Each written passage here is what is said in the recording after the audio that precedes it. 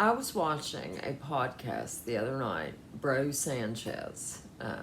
He's really good. He knows his stuff. And at one point, he shot to an album cover of Earth, Wind, and Fire, the 70s band.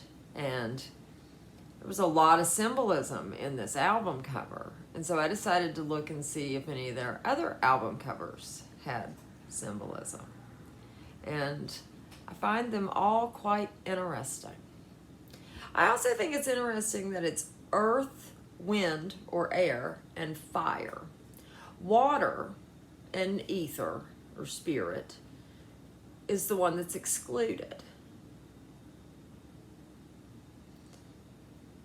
Water is the one thing that was already here in the Bible, that wasn't created.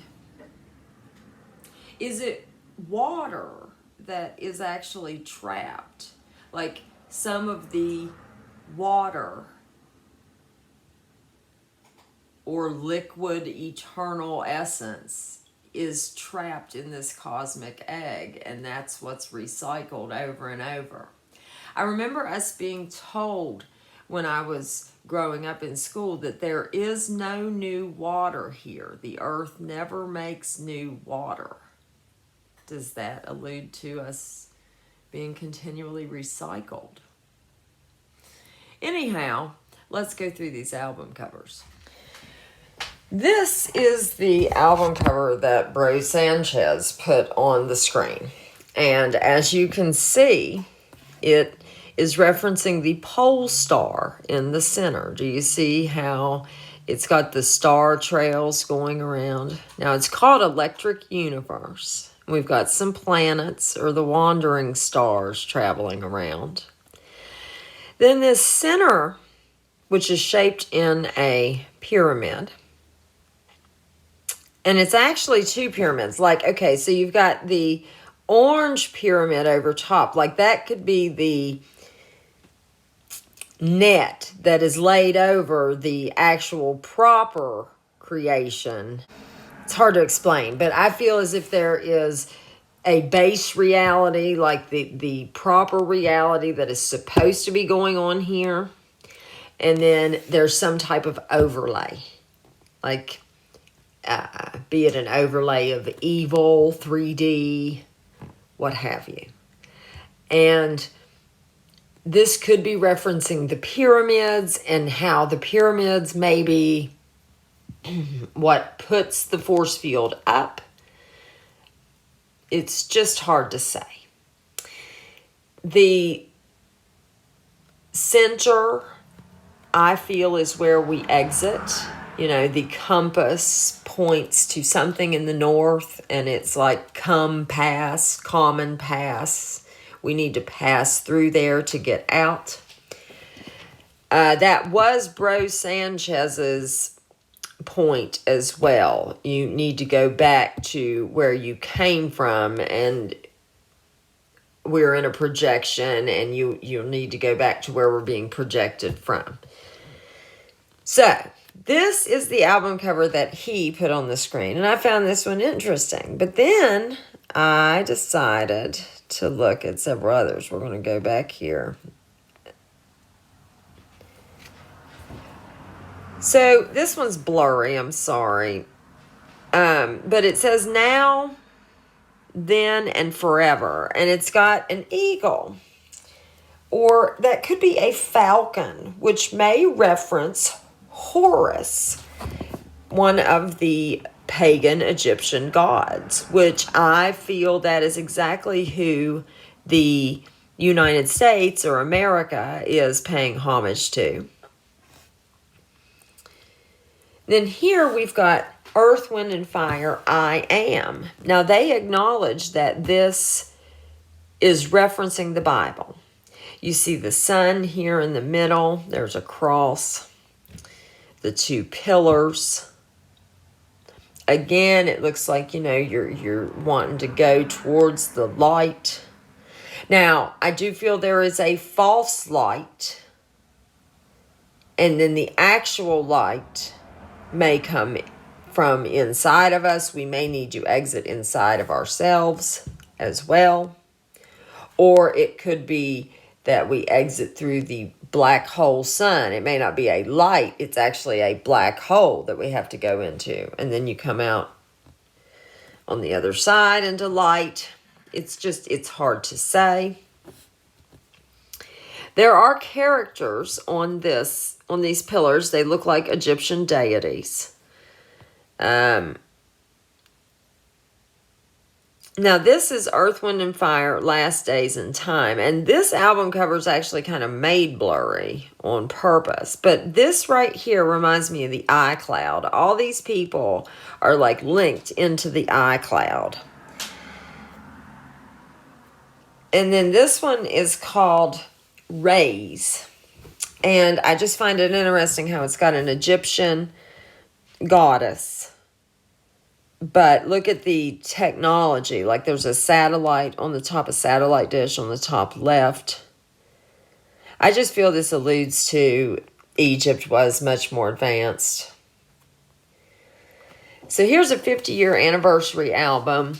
We've got, the Sphinx with the eagle's wings here representing Horus. And it looks like Anubis there standing beside him. And I'm just reminded of the eagle being the United States bird. The eagle is Egypt's. It was ancient Egypt's bird. And here's the one we've already talked about. This is called Constellations, the universe of Earth, Wind, and Fire. And that kind of looks like Mars in the middle. Or like some blood red overlay is lying on top of the Earth. And then I think of destruction when I see this for some reason. And then constellations, that could be conning the stars. Basically, constellations, we are told that this is, Orion or this is that. But they could be cymatics or something and be supposed to be drawn in completely different patterns or no patterns at all. We don't know. Now here's Earth, Wind, and Fire Fantasy. And I find it interesting that we got Egyptian pyramids and we're showing plains. If you look at Egyptian hieroglyphs closely, there are clearly objects that resemble planes and helicopters in them. Earth, Wind, and Fire, The Promise. Now this one is interesting. So I wonder, there's on the planet here. So first you got like the zodiac wheel, and that reminds me of a net. That could potentially be the overlay. You've got zodiac. Zoo, dia could be God. And then sea. It's a zoo of a sea of gods. Or the water, it's God water that's trapped and it's being run like a zoo. But on this far left planet, there's like a flag. And it almost looks like a spider, but it's a flag. But that reminds me of how there is a hexagon on Saturn. And I just wonder if that one, there are no rings on it, but I just wonder if that one could be representing Saturn. And then, you got the promise. Okay, so you've got this Egyptian god on the top, which looks very gigantic compared to this man. And I think of giants residing here and making a promise to man. And then the symbolism, you've got the Ankh and this 4. I couldn't find what the 4 represented when written like that. But I do know that 4 is the number of death in numerology. And it almost kind of looks like a 2F. And then you've got the Ankh, which I feel may be the worship of electricity. And that is a falcon symbol. I'll get to that. That's a symbol of Osiris, or the same as Horus. And then you've got the caduceus, which is the medical symbol. And I can't see what the guy's hand's covering up, but just lots of symbolism here. And then Earth, Wind, and Fire, this is Open Our Eyes is the title of this. And this is the one that they put their faces on, like they were trying to seem human. And they're also standing in front of a bunch of mountains, which if you know anything about like mud floods and stuff, on the far right there, it almost looks like a nose on that mountain. Like it could be a giant lying there. And then this is a greatest hits album full of symbolism. You got the cross, the Ankh, the Eye of Horus, the menorah, the caduceus, Saturn, the Star of David, which I feel could represent a counter-rotating Merkaba. The pyramids also may be attempting to break down the firmament, and they may do some type of counter-rotating Merkaba. That may be how this place is inverted. But anyhow, and I don't know what this envelope looking thing is. And then the Egyptian sun disk there over top of the pyramid. I have never liked this symbol. It gives me the creeps for some reason. The winged sun disk. So then here we've got Earth, Wind, and Fire, Another Time. Okay, now I find this one interesting. So we've got the woman with 3 arms coming out of her head. Makes me think Medusa. We've got the globe. Now that's a lie. And then we've got the sun, and it is a cube on fire. And I find that very interesting because I truly feel that the sun, well, maybe this represents the sun, it may not, but I truly feel that the sun is the reflection of potentially like an eternal flame in the center of our realm, something like that. And then you've got the tornado, which is, I don't know, reminds me of the center polar vortex. It's just, and the desert down here, Another Time. So she's coming out of the desert. I truly feel that deserts are not natural, but they are remnants of destruction. They've been destroyed with something. And so here, Egypt's national animal is the steppe eagle. Eagles were an important symbol in ancient Egypt, with temples often decorated with them. In particular, the steppe eagle was a prized bird of the first sultan of Egypt, Saladin, and therefore often known as the Saladin eagle. So the eagle is still today popular in Egypt. And then if we, talk about the pagan gods, you got Osiris, Horus, Thoth, Ra. It's just a list of all of them. But I feel this is the pantheon that the U.S. government is still working for. You've got the Federal Reserve note. So,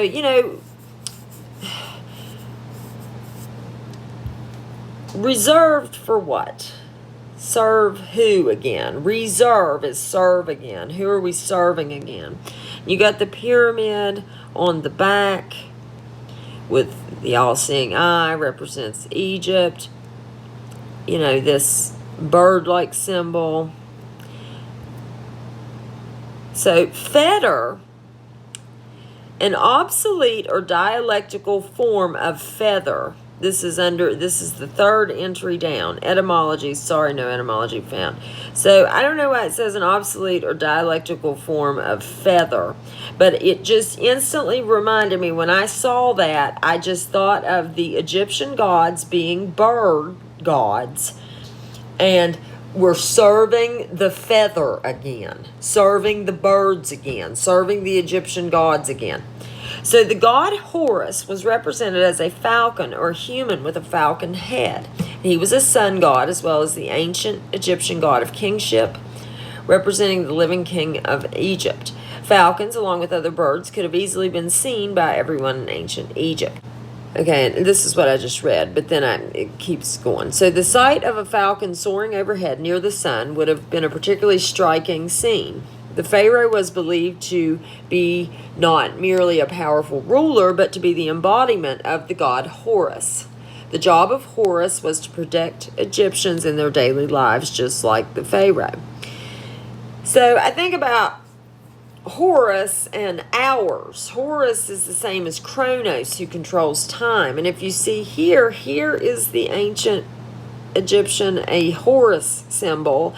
And if you'll recall the symbology on the Earth, Wind, and Fire, the Promise album, this is that exact outline.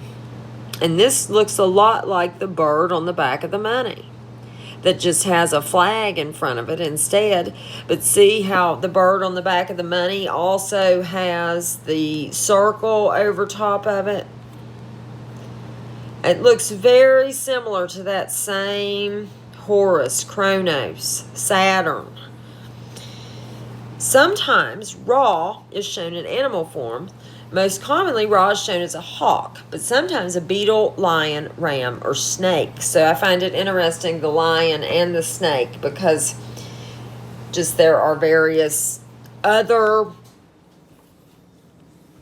cosmologies that have dealt with lion and snake beings. Yaldabaoth in Gnosticism, for example, has a lion head. And the ram makes me think of the giants that used to have ram-like horns. You know, they make those hats with horns on them, but I feel that people used to actually have horns on them. And so then I was thinking about, just for some reason I Googled the ancient ones. And this website, which is this video game thing, it's like Wiki fandom or something. There is more esoteric spiritual information, like hidden spiritual information on this site than almost anywhere I've ever seen. And a lot of it is really true. The ancient ones are a race of beings that lived on earth long before mankind. They sleep under the earth and require blood from ritual sacrifices to stay sleeping for at least another year. In the case the ritual fails, they will wake up and destroy humanity. This is the case at the end of the film. And I think of the red-headed giants that have been found in, I think, Iraq, that was in stasis, like he was asleep in like a stasis chamber. I think they killed him. I'm not sure. You can Google that. But there was a stasis giant found within the past decade, I believe. Excuse me. The ritual has been performed in one way or the other since the beginning of human history, being itself a primitive form of worship towards the ancient ones. So it used to be that the ritual was as simple as throwing a girl on a volcano, but as time went on, the desire for entertainment grew within the ancient ones, and so they demanded more complex rituals. The modern ritual constitutes an hours or days-long ordeal with multiple victims. Though allowing humans wide autonomy in the performance of the ritual, the ancient ones still impose a few basic rules. Okay, so given the nature of the ritual, it is hinted that most global governments know about it on a top secret level. And I just find that really interesting. So, I will leave you here. I'm simply pondering reality here. I don't necessarily think that the video game website is true, for anybody that wants to try to hate on me in the comments. Obviously, I know things like that aren't an official source. However, I do feel that we should look at any message that we're drawn to and take things that resonate. Like how the fetter said a thing about feather. The etymology may not show that at all, but I am highly suspicious of the word federal just because. I'm highly suspicious of many things. If you thought of anything else while watching this, I would love to hear it in the comments. If you don't resonate with my musings, I totally get it. I understand. It's fine. I share for those who enjoy thinking outside the box like I do. I don't think anybody could deny that Earth, Wind, and Fire obviously had a thing for Egyptian symbology. Have a good day.